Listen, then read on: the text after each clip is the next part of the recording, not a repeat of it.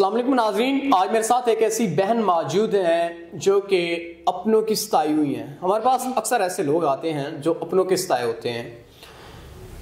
इस बहन के वालिदैन वफ़ात पा चुके और एक बहन थी वो भी वफ़ात पा चुकी जो इनसे बड़ी थी।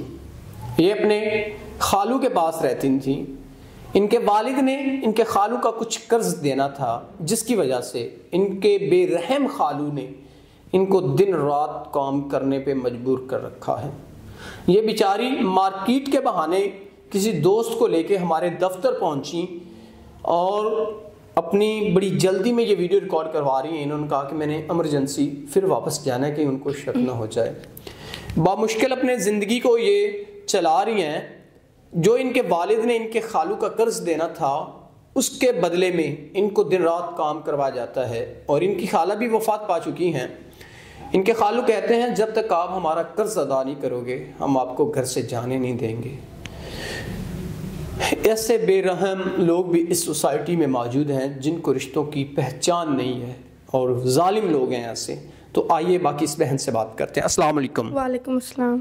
अच्छा बहन, आप मुझे ये बताएं, आप इतने बेरहम खालू के पास अपनी ज़िंदगी को कैसे चला पा रही हैं?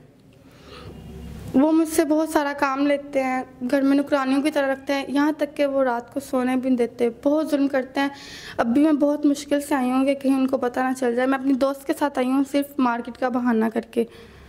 तो मार्केट के बहाने आप हमारे दफ्तर पहुँची, तो यूँ ज़िंदगी को आगे कंटिन्यू करना तो बहुत मुश्किल है आपके लिए। आपको अपनी ज़िंदगी के मामलात को चलाना बड़ा मुश्किल हो जाएगा आपके लिए, क्योंकि आपके खालू बेइंतहा आप पे जुल्म ढा रहे हैं, आपसे काम करवा रहे हैं। और जो आपके वालिद ने कर्ज देना था, ये कर्ज आपके वालिद जब जिंदा थे तब से लिया हुआ था उन्होंने? जी।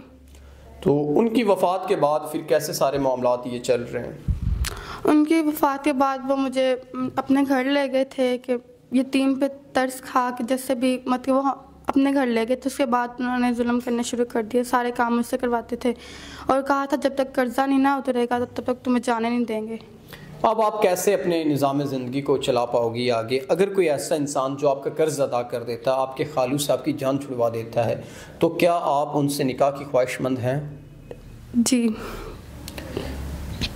ये जी आप कह रही हैं, आप वाकई में ही करेंगी या जस्ट जी कर दिया आपने? अगर कोई मुझे तहफ़्फ़ुज़ है, इज़्ज़त के साथ रखे तो मैं तैयार हूँ।